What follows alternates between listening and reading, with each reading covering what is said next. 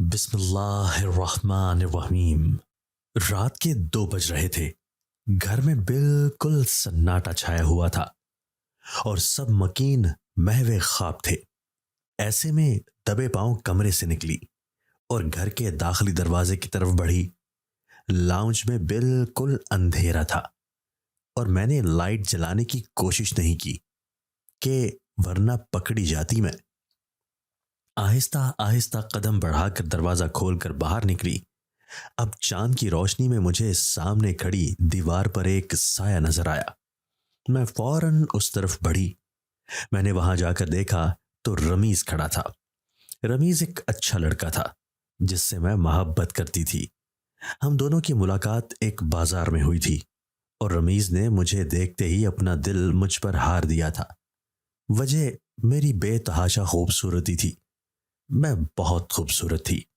मेरी अम्मी तो हमेशा मुझे कहा करती थी, काला टीका लगाकर निकला करो। और मेरी कज़नें भी मेरी खूबसूरती की बहुत तारीफें करती थी। खानदान में आधे से ज्यादा लड़के मेरी मोहब्बत में गिरफ्तार थे, मगर मुझे अपनी खूबसूरती पर नाज था।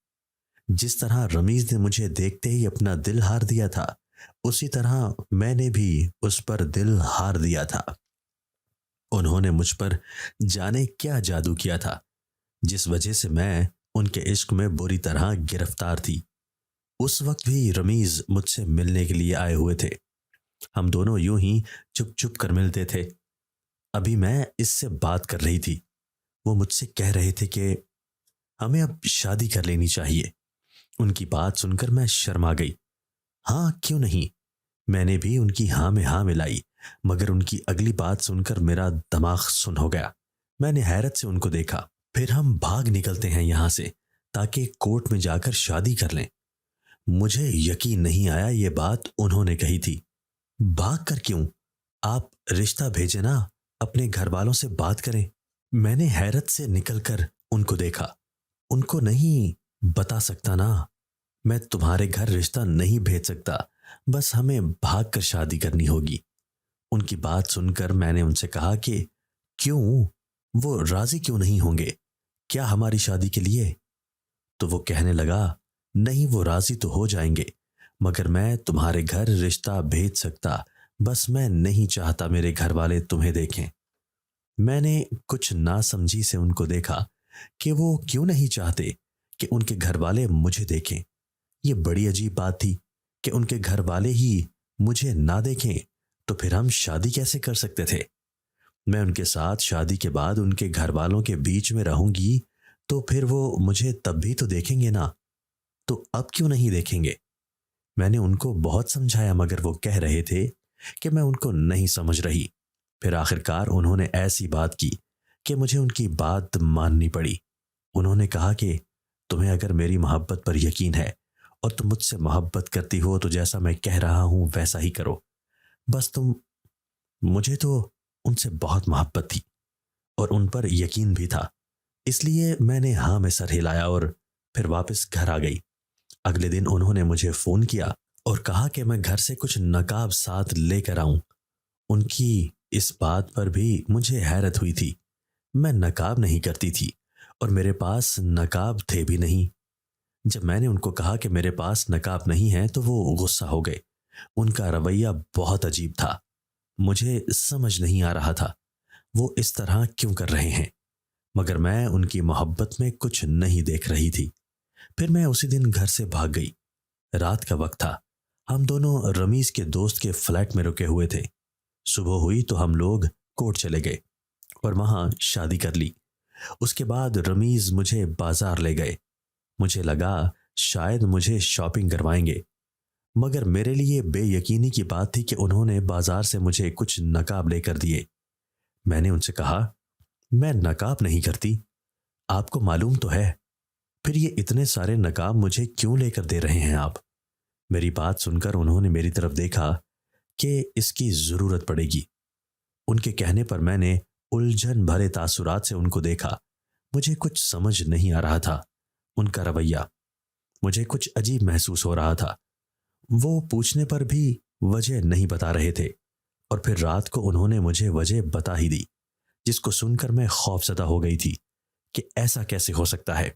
सुहाग रात थी जब शौहर ने कहा कि हमारे खानदान में जो लड़की खूबसूरत होती है उसे सास पहले बच्चे के बाद तलाक दिलवा देती है, इसलिए तुम चेहरा ढांप कर रखना और मैं सबको कहूंगा कि तुम बदसूरत हो। उनकी बात सुनकर मुझे हैरानी और खौफ महसूस हुआ कि ऐसा कैसे हो सकता है। एक बच्चा होने के बाद सास कैसे तलाक दिलवा सकती है? क्यों करती है वो ऐसा? मैंने तो उनको मना कर दिया कि मैं कैसे रहूंगी ऐसे नकाब करके सारी जिंदगी उनके बीच, ये तो नामुमकिन है। मेरी बात पर उन्होंने मुझे समझाया कि वो मुझसे बहुत मोहब्बत करते हैं, वो नहीं चाहते हम दोनों अलग हो जाएं, मगर मेरी सास हमें अलग कर देगी अगर उनको पता लगा कि मैं खूबसूरत हूं। तो इसलिए उन्होंने भाग कर मुझसे शादी की, रिश्ता नहीं भेजा। कि अगर मेरी सास ने तब मुझे देख लिया होता तो रिश्ता ही नहीं करती, अगर करती भी तो वही बात शादी के बाद तलाक दिलवा देती। मैंने ये बात सुनकर उनसे पूछा कि भला वो ऐसा क्यों करेंगी, इसकी क्या वजह है? मगर उन्हें तो मालूम ही नहीं था। उन्होंने लाइल्मी से कंधे उचका दिए। वजह उन्हें मालूम नहीं, बस वो ऐसा होता देखते आ रहे हैं। फिर मैं भी उनसे मोहब्बत करती थी, उनको खोने के डर से मान गई। फिर हमने ऐसा ही किया। सुबह जब हम उनके घर जाने लगे तो मैंने नकाब पहन लिया, जिससे मेरा चेहरा ढंप गया, सिर्फ आंखें नजर आ रही थी। हम जब उनके घर गए तो मुझे उनके साथ देखकर घर वाले तरह तरह के सवाल करने लगे। एक औरत बहुत खूबसूरत थी, इतनी खूबसूरत कि मैं उनको देखे गई और मुझे मालूम ही नहीं था वो कौन है। मैंने उनसे नजरें हटाकर नजरें झुका ली। जब वही औरत हमारे करीब आई और मेरे शौहर से कहने लगी, तुमने चुप छुपा कर शादी कर ली, ऐसी क्या वजह थी जो हमें बताया भी नहीं? तो मेरे शौहर ने उनको कहा कि मेरे घर वाले नहीं मान रहे थे तो इसीलिए भागकर शादी करनी पड़ी। उनके तर्ज मुखातिब से मुझे पता चल गया कि वो ही मेरी सास थी। मैं सोचने लगी कि वो खुद इतनी खूबसूरत थी इस उम्र में भी, फिर उनको तलाक क्यों नहीं हुई? खैर से रमीज ने बताया भी था मुझे कि वो 5 भाई हैं और 3 बहनें हैं उनकी। मुझे जाने क्यों लग रहा था जैसे कुछ था जो मेरे शौहर को भी नहीं पता था। फिर मेरे ससुराल वाले शायद मान गए थे, इसलिए मजीद कुछ नहीं कहा।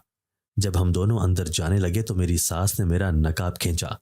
उनकी इस हरकत पर मैं साकित हो गई और मेरे शौहर भी अचानक इस अफ्ताद पर हैरान खड़े थे। जब मैंने संभल कर गिरता हुआ नकाब संभाला और उनकी तरफ पीट करके मुंह पर नकाब चढ़ाया। ये क्या हरकत थी? हमें भी चेहरा देखने दो। ये मेरी सास की आवाज थी। मैंने डर कर अपने शौहर को देखा तो उन्होंने आंखों से मुझे तसल्ली दी और मेरी सास से वही कहा जो उन्होंने मुझे रात कहा था। मेरी बदसूरती के बारे में सुनकर मेरी सास ने गौर से मुझे देखा। एक बार चेहरा देख लेने में क्या हर्ज है, उन्होंने कहा। तो मेरे शौहर ने नफी में सर हिलाया और उनसे इल्तिजा की कि मेरी ख्वाहिश को इज्जत दी जाए। ये मेरी ख्वाहिश है कि मैं अपना बदसूरत चेहरा किसी को नहीं दिखाऊं। मैं दिल ही दिल में अपने शौहर को दाद देने लगी, जिन्होंने आखिरकार मेरी सास को राम कर ही लिया था। उसके बाद कमरे में आकर मैंने सुख का सांस लिया। फिर मैं उनके बीच ऐसे ही रहने लगी। मेरी सास की निगाहें बहुत तुंद होती थी। मैं अपने शौहर से ये बात पूछ नहीं पा रही थी कि मेरी सास खुद तो बहुत खूबसूरत थी, 8 बच्चे हैं उनके, उनको क्यों तलाक नहीं मिली? मुझे लगा कहीं वो मुझे गलत न समझ लें कि मैं उनकी मां के बारे में ऐसा सोच रही हूं।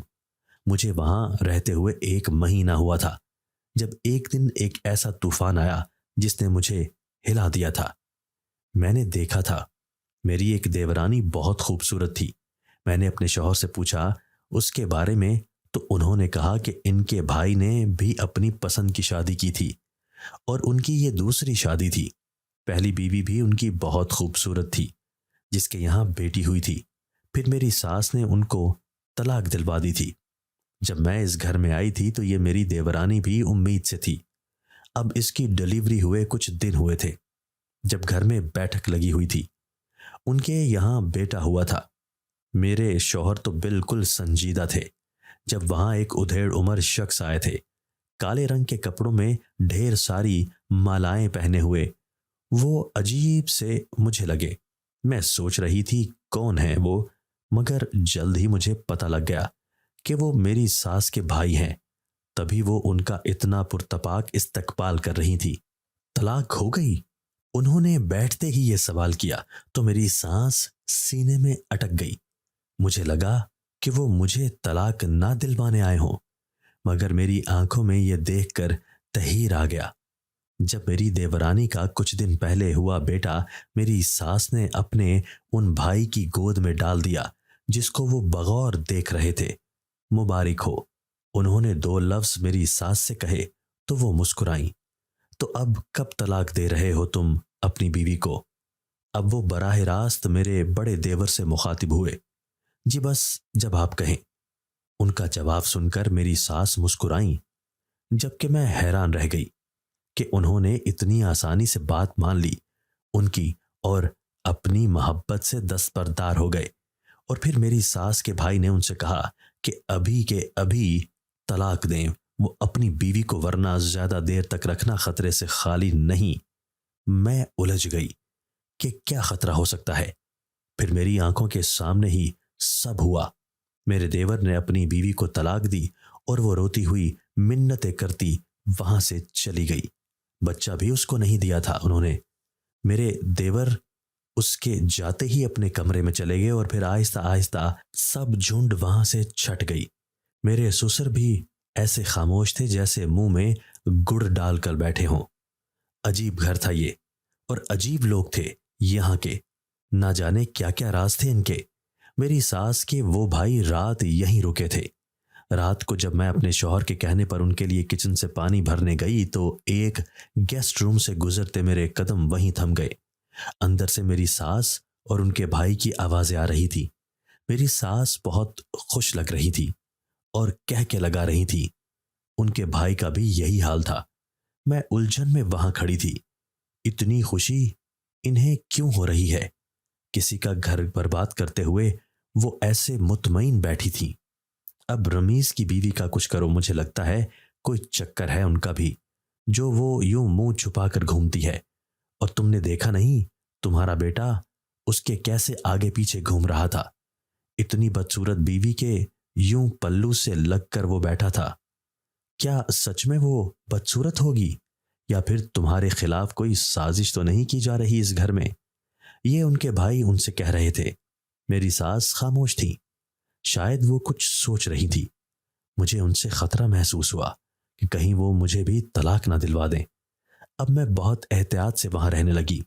अपने नकाब पर भी बारीक बीनी से काम किया था मैंने कि गलती से भी वो मेरे चेहरे से ना ढलके। दूसरे दिन मेरी सास के भाई तेज नजरों से मुझे देख रहे थे। उनका जलाली रूप मुझे डरा रहा था, इसलिए उनके सामने जाने से मैं हर बार परहेज किया। फिर वो वापस अपने घर चले गए तो मुझे सुकून मिला, मगर हकीकतन मेरा सुकून तब बर्बाद हुआ था जब मेरी सास अब ज्यादातर मुझे अपने पास रखने लगी थी। अपना ज्यादातर काम मुझी से करवाती और रात को अपनी टांगे भी मुझे दबाने का कहती। मैं उन कामों से आजिज आ चुकी थी। मुझे अपना नकाब करना बहुत मुश्किल लग रहा था। इस हालत में इस बात की शिकायत मैंने अपने शौहर से की तो उन्होंने मुझे तसल्ली दी कि वो मेरी सास से बात करेंगे। दूसरे दिन खाने की टेबल पर सास ने मुझे कहा कि मैं खाने के बाद उनके कमरे में आऊं, उनके पांव पर मालिश करनी है। आज उनकी बात सुनकर मैंने अपने शौहर को इशारा दिया तो उन्होंने मेरी सास से कहा कि मेरी तबीयत खराब है और मैं थक भी जाती हूं, इसलिए कुछ काम वो किसी और से करवा लिया करें। मेरे शौहर की बात सुनकर मेरी सास के चेहरे पर गम और गुस्से के तासुरात आ गए। उन्होंने पहले मुझे फिर मेरे शौहर को देखा। उनकी नजरें ऐसी थीं कि मुझे उनसे खौफ महसूस हुआ। मैं मुंतजिर थी कि वो क्या कहती हैं, मगर वो खामोश रहीं। उनकी खामोशी में कोई राज महसूस हुआ। उसके बाद अगले दिन मेरे सुकून से गुजरे। मेरी सास ने मुझे काम कहना छोड़ दिया था। फिर घर में अचानक कुछ हल्ला गुल्ला होने लगा। मेरे बड़े देवर की तीसरी शादी करवा रही थी मेरी सास। मुझे बेहद गुस्सा आया। वो क्यों कर रही थी ऐसा? किसी औरत को तलाक दिलवाकर उनका कौन सा मकसद पूरा हो रहा था? मगर इस बार मेरे देवर के लिए लड़की उन्होंने पसंद की थी। जो रंगत में बिल्कुल सांवली थी और नकूश भी बिल्कुल आम थे। दिखने में ही भोली भाली थी। कुछ दिनों में सादगी से उन्होंने उसकी शादी कर दी। घर में सिर्फ उनकी हुक्मरानी चलती थी, कोई उनसे कुछ भी नहीं कहता था। उनकी बात पत्थर पर लकीर थी और मेरी सास खुद अपने भाई के इशारों पर चल रही थी। मैंने ये महसूस किया था। मेरे देवर की शादी में वो भी आए थे।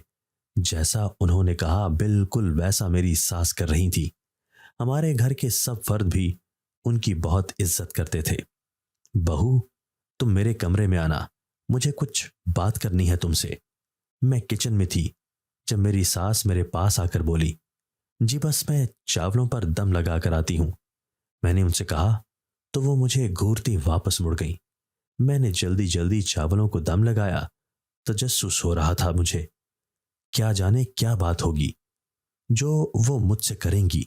और इतने दिनों बाद तो उन्होंने मुझे मुखातिब किया था। वो कम ही मुझे मुखातिब करती थी। मैं जब उनके कमरे की तरफ बढ़ी तो मैंने उनके भाई को उनके कमरे में जाते देखा। मैं वहीं रुक गई। मेरा दिल किया वापस मुड़ जाऊं, मगर कुछ तजस्सुस हुआ कि उनकी बातें सुन लूं, शायद कुछ मालूम हो जाए, किसी राज से पर्दा उठ जाए। इसलिए मैं दरवाजे से कान लगाकर खड़ी हो गई।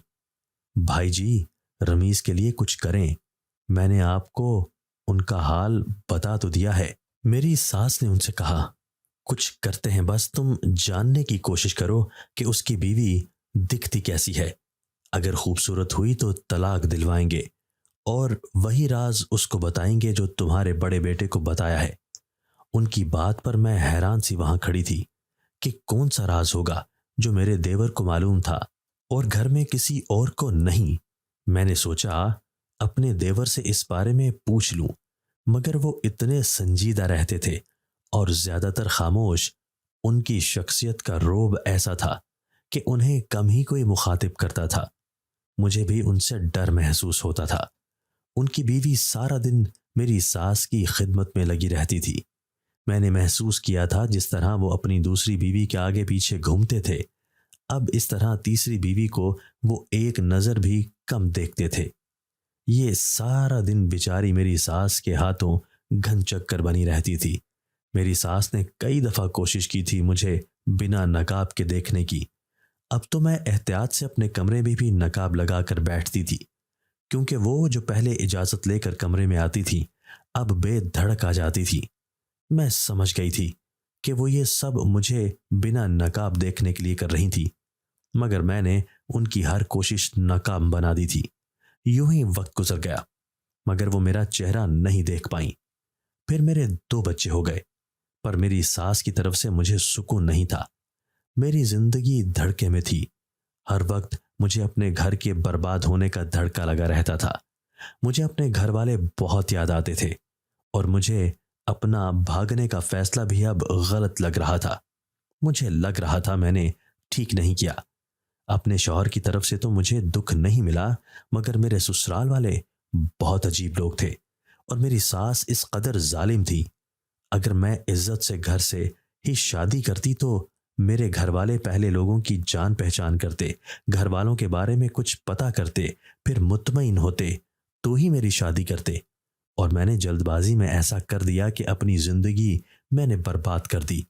सारी उम्र डर डर कर रहना पड़ रहा था मुझे। तो मैं खुद ही सोच रही थी आखिर कब तक ऐसे रहूंगी, मगर रहना तो था, फैसला अपना था, अब भुगतना था। एक दिन मैं अपने कमरे में बैठी थी जब मुझे किसी के चीखने की आवाज आई। ये मेरी सास की आवाज थी। मैं फौरन कमरे से बाहर निकल आई। मेरी सास सीढ़ियों से फिसल गई और मैं उन्हें पकड़ने के लिए ऐसे ही चली गई, मगर उनको थाम न सकी। उसके बाद मुझे अपने नकाब का होश आया, मगर उन्होंने फौरन जमीन से उठकर मुझे देखा और गुस्से से घूरने लगी। उसी वक्त सब घर वाले भी वहां जमा हो गए जो मेरी सास की चीख सुनकर आए थे, मगर सबकी नजरें तो मुझ पर थीं। मेरे शौहर ने मुझे गुस्से से देखा। उन्हें शायद अच्छा नहीं लगा था मेरा यूं सबके सामने खड़ा होना। ये क्या है रमीज, तुम्हारी बीवी तो खूबसूरत है, तुमने तो कहा था कि बदसूरत है ये। मेरी सास ने हैरत से मेरे शौहर से पूछा तो वो शर्मिंदगी से सर झुका गए। मैं भी खामोश खड़ी थी। इतना बड़ा खेल इतना बड़ा झूठ हमारे ही घर में हमारे साथ बोला गया। मेरी सास की आवाज में सदमा था, मगर उनकी अगली बात सुनकर मेरी रूह लरस गई। उन्होंने तो फौरन फैसला सुना दिया था, रमीज, अभी के अभी तुम तलाक दो अपनी बीवी को। अब तो 2 बच्चे हो गए हैं तुम्हारे। मैंने नम आंखों से अपने शौहर को देखा, जाने वो क्या करेंगे अब। मगर फिलहाल के लिए मेरे शौहर ने बाद में बात करने का कहा और यूं सब घर वालों को थोड़ा बहुत समझा दिया। जब मैं कमरे में आई तो मेरे शौहर ने गुस्से से मुझे डांटा कि मुझे क्या जरूरत थी बिना नकाब के कमरे से बाहर निकलने की, मगर मैं जानबूझकर तो नहीं गई थी। अब मेरे 2 दिन बहुत बेचैन गुजरे। मेरी सास ने अपने भाई को बुलाया था, जो कुछ मसरूफियात के बाइस आने में ताखिर कर रहे थे, मगर आखिरकार एक दिन वो आ ही गए। और जो बात उन्होंने मेरे शौहर को बताई, मुझे लगा बस अभी मेरा शौहर मुझे तलाक दे देगा। उन्होंने कहा कि अगर रमीज ने मुझे तलाक न दी तो मेरी सास मर जाएगी, उनकी जान को खतरा है, तभी वो ऐसा करती है। ये उनको किसी ने बद्दुआ दी थी कि उनके बेटे के घर आबाद रहें और वो मर जाएं। इस वजह से वो अपने बेटों को आबाद नहीं होने दे रही थी। अब अगर रमीज ने तलाक न दी तो मेरी सास मर जाएगी। मेरे बड़े देवर ने भी उनकी बात की तस्दीक कर दी और यूं सब घर वालों के सामने ये राज आ गया। और उस दिन मेरी सास के सीढ़ियों से गिरने पर उनको पांव में चोट भी लगी थी, जिस पर उन्होंने कह दिया कि मेरे पर्दा हटाते ही उन पर पहला मौत का हमला हो चुका है। यूं सब घर चूंकि मेरी सास के भाई की बहुत इज्जत करते थे और उनको मानते थे, रमीज को मुझे तलाक देने के लिए राजी करने लगे और इस तरह मेरी जान सूली पर लटकी हुई थी। मेरे शौहर के चेहरे पर बेबसी रकम थी। शायद वो भी मुझे तलाक देने वाले थे। अगर तुम्हें मुश्किल हो रही है और हमारी बातों पर यकीन नहीं तो एक दिन मजीद इस रिश्ते को कायम रखो, फिर तुम्हारी माँ के साथ जो भी हो उसकी जिम्मेदारी तुम्हारी, फिर शायद तुम्हें यकीन आएगा। मेरी सास के भाई ने कहा, ठीक है, मुझे सोचने के लिए कुछ वक्त चाहिए। मेरे शौहर के कहने पर मेरी सास की आंखों में हैरानी आ गई और सबके चेहरों पर दबा दबा गुस्सा भी कि वो अपनी माँ की जान खतरे में डाल रहा है इस तरह। मगर फिर मेरी सास ने कहा कि वो ऐसा चाहता है तो ठीक है, ये भी कर ले। मैं कुछ मुतमईन हो गई। मुझे जाने क्यों ऐसा लग रहा था जैसे सब झूठ कहा गया हो, बात कुछ और थी। मगर क्या हो सकती थी वजह इस सब के पीछे, और मेरी सास इतना बड़ा झूठ कैसे बोल सकती थी वो। मगर मैं एक मंसूबे के साथ अपनी सास के कमरे की तरफ बढ़ी। रात का वक्त था मगर वहां कोई नहीं था। मैं कुछ सोचकर उनके भाई के कमरे की तरफ आई जहां वो अपने भाई के साथ बैठी थी। मुझे मालूम था वो कोई ना कोई बात जरूर करेंगे आपस में। मैंने कहा था ना कि रमीज ने कोई चक्कर चलाया होगा। देखा वही हुआ। उसकी बीवी खूबसूरत थी, कैसे वो उसके आगे दुम हिलाता था। तभी मैं कहूं, बदसूरत बीवी के लिए इतना दीवाना कोई कैसे हो सकता है। सिर्फ उसके लिए रमीज ने तुमसे झूठ बोला, इतना बड़ा सच छुपाया, और कैसे सालों से हमें बेवकूफ बनाकर बीवी का चेहरा नकाब में छुपाता रहा है। अब भी होश से काम ना लेते तो तुम्हारा बेटा तुम्हारे हाथ से चला जाता, तुम्हारी हुक्मरानी खत्म हो जाती। ये मेरी सास के भाई की आवाज थी। मैं वहां साकत से खड़ी थी। वो राज खुलने वाला था जिसका मुझे इंतजार था। ऐसे कैसे सालों से इस घर पर हुक्मरानी की है, कैसे कल की आई लड़की को अपनी जगह पर बैठने दूंगी? बिल्कुल नहीं। बेटे अपनी पसंद की शादी करते हैं, खूबसूरत बीवियां लाते हैं, तो मैं एतराज नहीं करती, मगर उन खूबसूरत लड़कियों का राज इस घर पर कभी चलने नहीं दूंगी। उनको तलाक दिलवाकर यहां से यूं ही निकाल दूंगी। अपनी मनपसंद बहुएं लाऊंगी मैं, जो मेरी जी हुजूरी करें। देखा नहीं मेरे बड़े बेटे की तीसरी बीवी कैसे दिन रात मेरी खिदमत में लगी रहती है। बस रमीज की भी ऐसी बीवी लाऊंगी, फिर मेरा राज कभी खत्म नहीं होगा इस घर पर। मेरी सास ने कहा तो मैंने सख्ते से मुंह पर हाथ रख लिया। इतनी खुद गर्ज थी वो, अपनी हुक्मरानी के लिए ना जाने कितनी जिंदगियां बर्बाद की थी। वही तो मैंने आपको बताया था कि कोई खूबसूरत लड़की अगर ज्यादा अरसा आपके घर में बहू बनकर रही तो तुम्हारा राज खत्म। अब आगे भी किस तरह अपना रुतबा इस घर पर ऐसे ही बनाए रखना है तुम बेहतर जानती हो। ये उनके भाई ने उनको कहा था। हाँ, वैसे कहानी अच्छी सुनाई थी सबको मेरे मरने की। हा हा हा हा हा। अब वो लोग हंस रहे थे। मैं मरे मरे कदमों से पीछे मुड़ी तो अपने पीछे खड़े इंसान को देखकर मैं वहीं पत्थर की हो गई। वहां तो मेरे बड़े देवर खड़े थे। उनके चेहरे से लग रहा था उन्होंने सब कुछ सुन लिया था। मेरी सास का ये राज था कि वो नहीं चाहती थी कि कोई खूबसूरत लड़की उनके बेटे को उनसे छीन कर इस घर पर अपनी हुकूमत बना ले। इसलिए ये ऐसा ड्रामा बनाया कि उनके बेटे भी उनसे नाराज ना हो और उनकी हुकूमत भी बरकरार रहे। मेरे देवर ने मुझे देखा, फिर कमरे के अंदर चले गए। उनको वहां देखकर वो लोग चौंक कर उठ खड़े हुए। मेरे देवर ने उनको बताया कि वो सब सुन चुके हैं और यूं फिर सारे घर को जमा करके उन्होंने पूरा सच सबको बता दिया। मेरी सास और उनके भाई शर्मिंदगी से सर झुकाए खड़े थे, जबकि मेरे ससुर भी खामोश खड़े थे। मगर उन्होंने आज खामोशी तोड़कर उन सब की इससे वजह जाननी चाहिए। मेरी सास का कहना था कि उन्हें अपनी सास का रोब दबदबा अच्छा नहीं लगता था। वो हर वक्त उन पर रोब जमाए रखती थी, इसलिए वो खुद भी खूबसूरत थी। उन्होंने पहले अपने शौहर को अपनी खूबसूरती से मुट्ठी में किया, फिर उनके जरिए आहिस्ता आहिस्ता उनका रोब दबदबा खत्म करके खुद उनकी जगह ले ली। और वो नहीं चाहती थी उसी तरह कोई बहू भी उनके ऐसा साथ करके उनकी हुक्मरानी खत्म कर डाले। तभी अपने भाई के मशवरे पर उन्होंने ऐसा अमल किया ताकि उनका रुतबा भी कायम रहे और पूरा घर उनकी मुट्ठी में बंद रहे। आज मैंने पहली बार अपने ससुर को उन पर गरजते देखा था, गुस्से से, अफसोस से। फिर मेरा घर भी बर्बाद होने से बच गया और आहिस्ता आहिस्ता सब देवरों ने अपने अपने अलग घर बना लिए और अपनी मर्जी की लड़कियों से शादी कर ली जो खूबसूरत थी। मेरी सास का वो रोब दबदबा खत्म हो गया था। अब मेरे शौहर ने भी अलग घर में मुझे रखा था और हमारी जिंदगी ठीक गुजर रही थी। बस एक कसक थी जो मेरे दिल में मौजूद रहती थी कि काश मैं अपने घर वालों से राबता कर पाती, मगर मैं तो सारी कश्तियां जला कर आई थी। दोस्तों, अगर आपको आज की हमारी ये वीडियो पसंद आई है तो इसे लाइक कीजिए और इसे अपने प्यारों के साथ शेयर जरूर कीजिएगा। और हाँ, अगर आपने अभी तक हमारा चैनल सब्सक्राइब नहीं किया तो हमारा चैनल सब्सक्राइब कर दीजिए और बेल आइकन भी प्रेस कर दीजिए ताकि हमारी हर नई आने वाली वीडियो आपको बर वक्त मिल सके। अल्लाह हाफिज।